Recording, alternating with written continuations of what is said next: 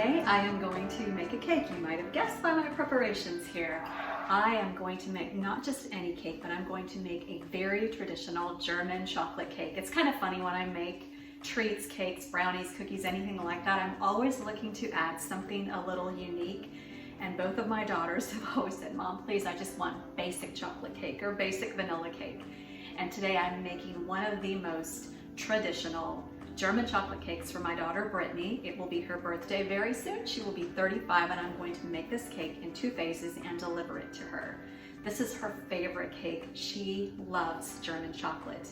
So let me tell you, when you set out to make a cake or cookies that you roll out and cut, it's very laborious, it's very time consuming, and I like to do them in phases. So phase 1 I'm doing today, I'm going to make the actual, just the cake. I'm going to bake the layers, I'm going to cool them, I'm going to wrap them very tightly in plastic wrap, store them in my fridge, and then tomorrow I'm going to pull them out, I'm going to make the icing, and then after everything is assembled, I'm going to deliver it to my firstborn daughter, Brittany, for her birthday. Surprise! So let's get started on this delicious German chocolate cake. So I need first, in my stand mixer here, a cup of softened butter. And this is a no holds barred cake. I am going to use all the flour, all the sugar, all the things that I typically try to kind of skimp on and make things a little bit healthier. We're going full force on this. So the butter is nice and soft. I'm going to start my mixer on low and incorporate my sugar. So I have a cup and a half of cane sugar.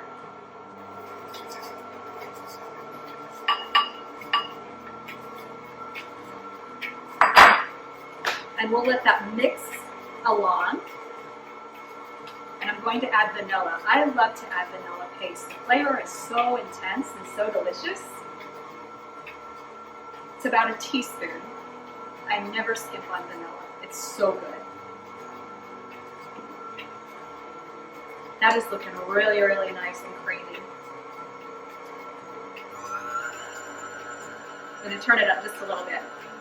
And I have actually separated 4 eggs.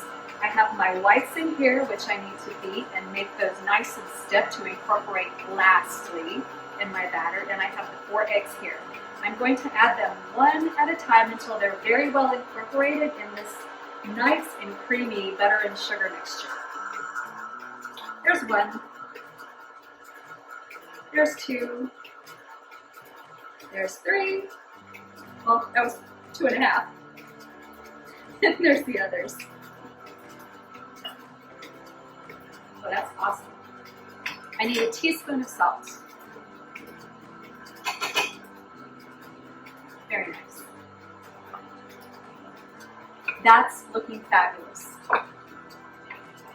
All right.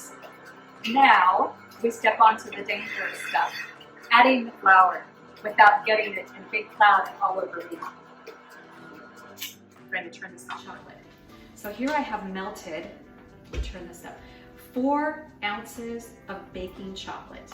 This is a 56% cocoa chocolate, and I've melted it with a ½ cup of boiling water, and then I've let it come back to room temperature so it's not hot. I don't want to scald my eggs, but I want to get every little bit of this in there. All right, we'll let it go another round. And while that's mixing, I also need a teaspoon of baking soda, not baking powder.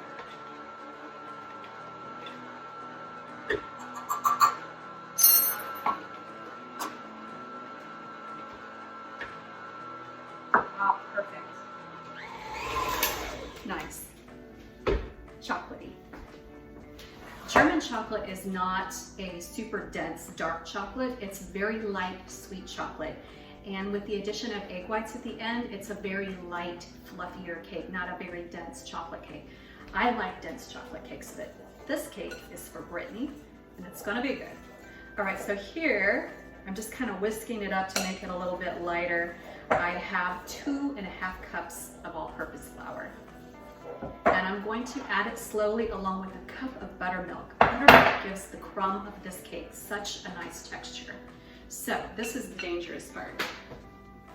Try not to get flour everywhere.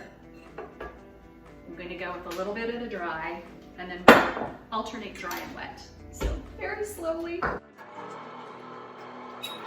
And then a little bit of the buttermilk. I kind of want to do it in thirds. It's a cup of buttermilk. Dare I?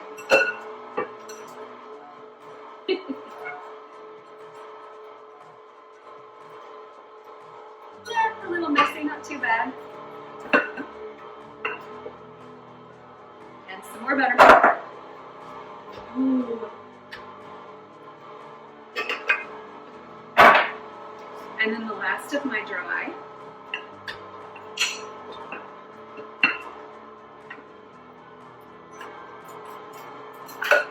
Got it.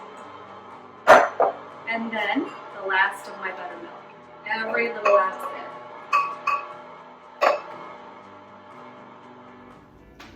Alrighty. My oven is ready. It's preheated to 350. All right, now we'll get started on creaming the egg whites, which I have here, and whisk away. You want to incorporate a lot of air.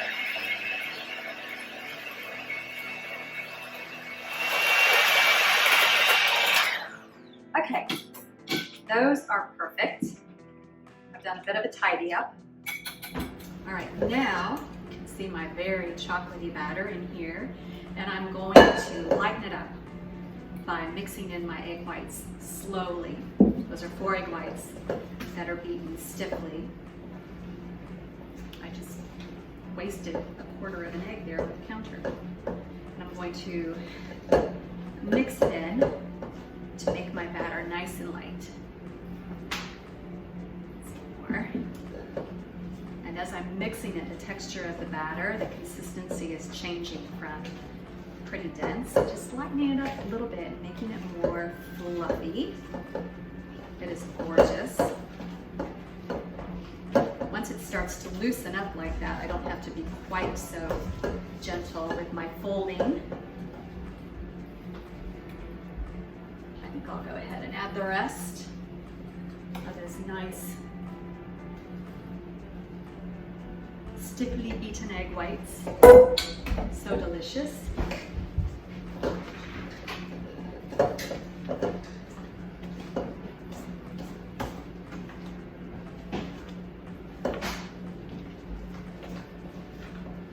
All right, so good.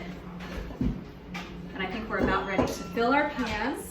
All right, so I have prepared and lined pans here.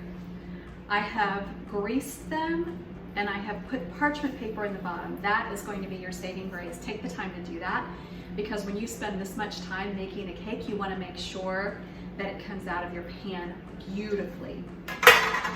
So this actually makes a 3-tiered layer cake.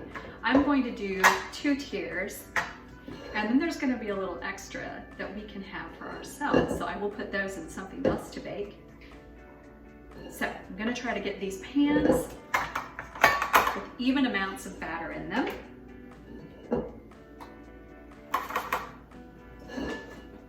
This just looks so good. Like I said, it's not baking if you're not making somewhat of a mess, right?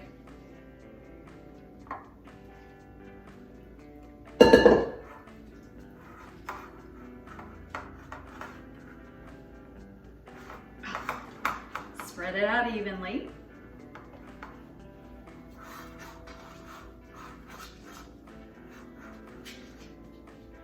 It's looking amazing. I wanted just a little bit more batter in here. Tiny bit. And that should be absolutely perfect.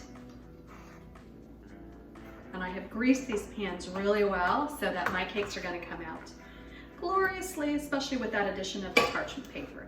All right, so I have my 2 pans here. Clean up the sides just a little, and then put them in my 350 oven. They're going to take about 35 minutes, and they will be wonderful.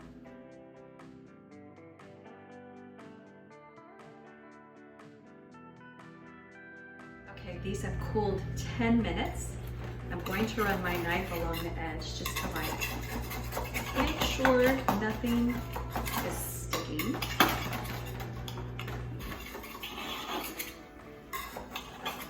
I want these to come out perfectly.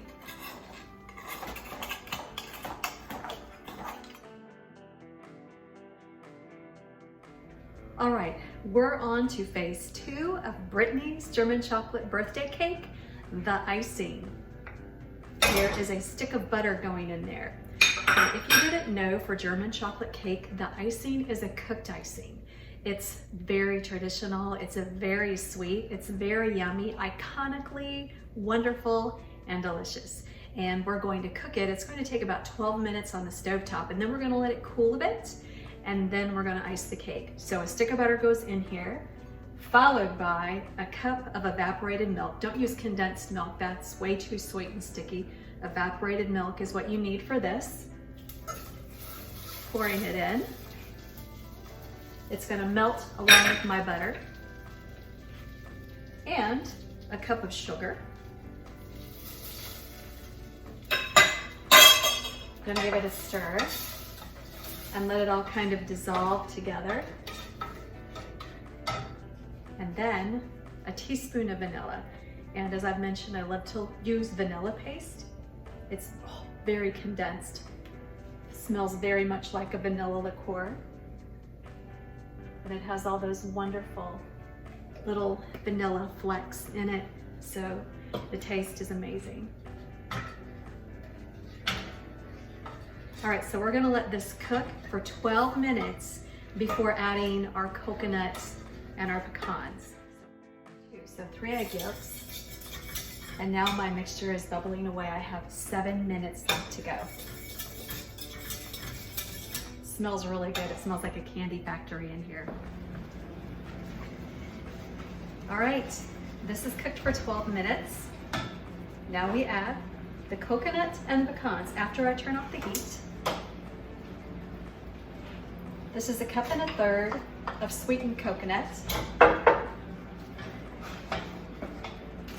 And this is a cup of chopped pecans. I put a cup in a bag like this, and I just smash them. Actually, I smash them with a heavy spice container. Whatever you have on hand, you don't have to pull out a rolling pin for this. Smash them up, pour them in, nice and easy. And then give it a stir. This is, thick and delicious, just like I remember it to be. Okay, my icing has been cooled, and I've brought it out here to my dining room table to ice the cake, which I have brought out of the refrigerator and unwrapped it from its little safety net.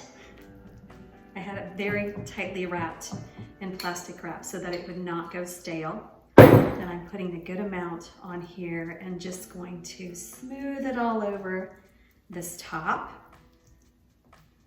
And I'm not going to do it on the sides. I'm only going to do it in the middle and on the top. And I want to be generous with it, so I'm just pushing it all the way out. That's going to taste so good. I did lick the spoon after I finished putting all my icing in here to cool. I had a spoonful left, and yeah, I tried it. It's very good. Oh, that's awesome. All right, then I have the second layer, and I'm going to put it with the top side down. It's pretty even, but sometimes cakes dome just a little bit on the top, and you can cut those off. That's the cook's treat. Or you can flip it upside down and press it tightly, and then that is your portion. And so then the rest of this gets put on top. And as I mentioned, the batter actually made enough for 3 layers. And I poured a little bit into another pan for us to have here. Because we're social distancing right now, we're not going to be able to share this birthday cake with Brittany. We are going to just drop it off. And so I made a little bit of cake for us to have here so we can celebrate with her. And so I needed to save a small amount of that icing for our cake here too. Oh, that looks so good. I think all that I need now are probably some candles, 35 of them to be exact. No, I won't do that. We'll just put a very conservative number of candles on this cake. But this is a loaded German chocolate cake for Brittany's birthday. Happy birthday, babe. I love you. Hey friends, thank you so much for watching Taylor Kitchen. For recipes and the stories behind some of them, go to taylorkitchen.weebly.com. Thanks again.